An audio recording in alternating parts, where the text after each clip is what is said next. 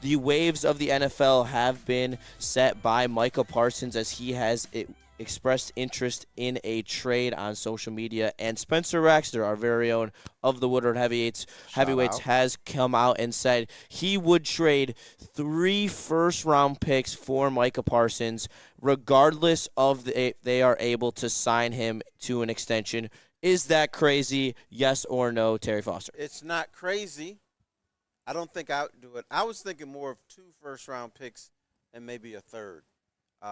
I think you can get him for that. But what Spinny is saying is not crazy because if you can get Micah Parsons and Aiden Hutchinson on the field at the same time, my goodness.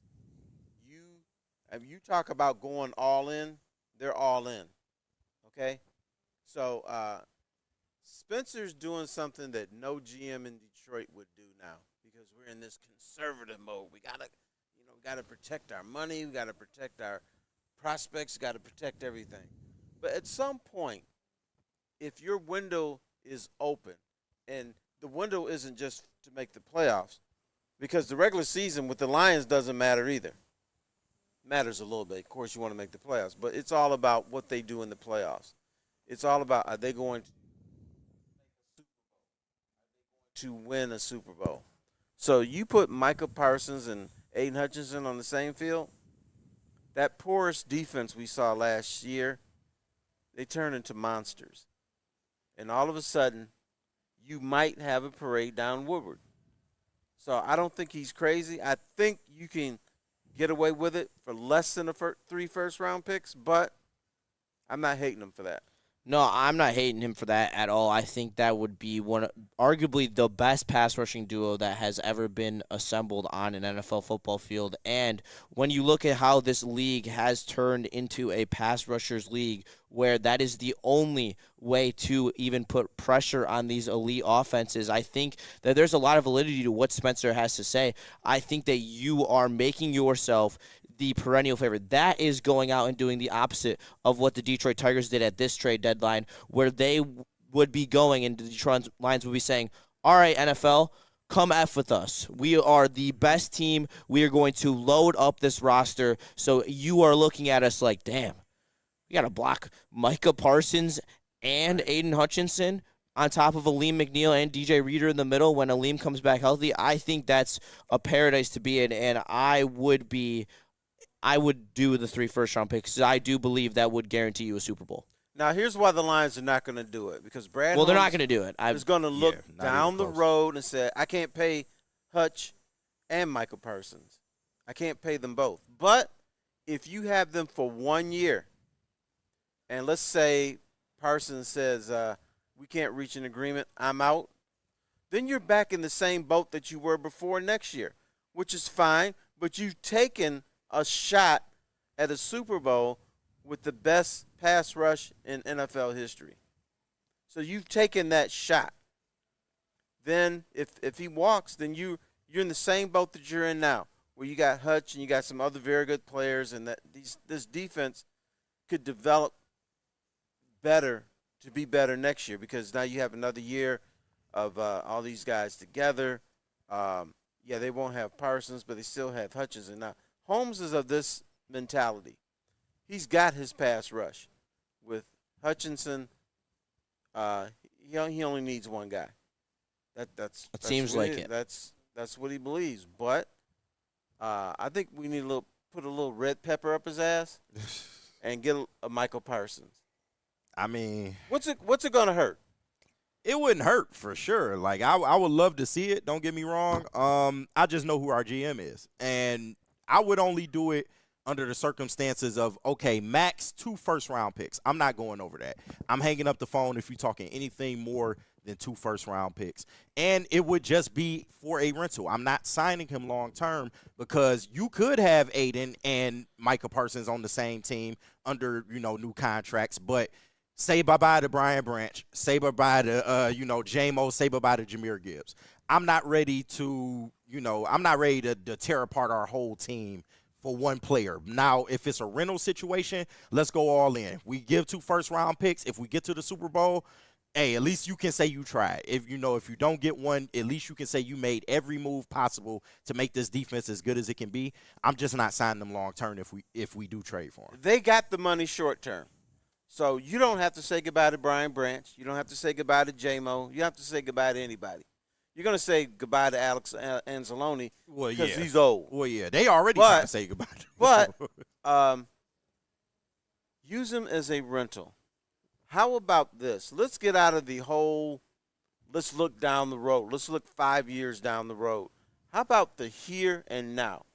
You got an opportunity to be the best team in the National Football League. Now, if you have Parsons and Hutchinson, do you fear the Philadelphia Eagles? No. You wouldn't fear any fear team no man. with that pass rush. Come on now. Right. They just need to stay healthy. Right. And there's no guarantee that happened, but I like my chances. I like the chances. This used to be a town where everybody was aggressive because, Detroit, we blue collar. We all swolled up and, we're not afraid of anything. Now it's turned into, we're running ball clubs and we're trying to win stuff 7 years from now. We could all be dead in 7 years. That's a fact. Or meteor could hit tomorrow. Bam, meteor, and one is coming. Yeah. So I like winning stuff when you have the opportunity because even if, let's say, Branch and J-Mo and everybody, they stay together. Guess what's going to happen one day? They're going to get old. Brian Branch is not going to be Brian Branch. He's going to be slow. Yeah. He's not going to be able to hit people. So the Lions, these guys, one day you're going to wake up and say, damn, Brian Branch is 31 years old. How'd that happen? I mean, that's true, Terry, but we got a long time before that happens. Like, everybody a part of this core right now is somebody that's going to be here for a long time. And Brad Holmes realizes that and does want to sign his own guys. You hope. But they are young. They are hope. very young in this process. What if Brian Branch says, you know what, I had a good time in Detroit. His next contract is up. I want to play for the Rams. And he could do that. There's no guarantee these guys are going to want to stay. That's true. But Brad Holmes getting ahead of the curve and signing these guys early to long-term deals, I mean, it's a strategy involved in that. But you're absolutely right. It could go the other way. But you know why he did this? And it was smart. I know he was criticized for it, but here's what the Lions used to do. They would have guys who actually deserved the money, and they would dick around with money Exactly. And then, which is why I can appreciate what And Brad then did. I'm not getting paid, so I'm going over here to Jesus and say, Jesus, man, they're not paying me, bro. You next, and they're not going to pay you either. So now Jesus is like, well, shit, what's going on around here? They're not playing T. Foss. Then he gets pissed off. Yep. Then he doesn't play to his level. Then he comes to you and say, hey, they're dicking T. Foss and they're dicking me. Now you're like, damn, I'm next. Mm-hmm. They're not going to take care of me. So that used to permeate through the locker room. Yeah. Guys would be pissed off and they wouldn't play up to their potential. So I get it why he paid some of these guys because he wants happy campers. Guys talk to each other. Their agents talk to each other. Mm-hmm. They talk to people around the league, and they could be like, hey, don't come here because I don't care what you do, they're not going to pay you. And I think we are just sitting here waiting for one of these GMs in this town to actually just take the market by the balls and just get what they deserve and what they need to get the job done. Right now, we are sitting and looking at one of the best Lions teams that's ever been assembled, but you also hear talk about, oh, the Eagles are pretty good. The Rams are going to be pretty good. And the same for the teams in the AFC. There is no perennial favorite. And if there is a perennial favorite by anyone outside of Detroit, it is Philadelphia. And that's where you can make some of these life-changing, franchise-altering moves that can put you over the top and make you that favorite. Because you see, Philadelphia last year with their pass rush was able to completely controlled the Super Bowl against Mahomes. Mahomes couldn't even get a throw off, and that's why they had such a big lead going into halftime. I want to emulate the most dominant team. Like you said, it is about not letting up being the most dominant team in the sport, and that's where these franchises, all of them, need to get to be aggressive, to try to be that dominant figure, regardless of if they're restricted by a paywall or not. Let me just say this. I'm not a ball buster. Yeah. I'm only a ball buster when you're in position to bust some balls. I mean, if we're talking about the Lions is also ran, if the Tigers is also ran, I'd be all for this strategy.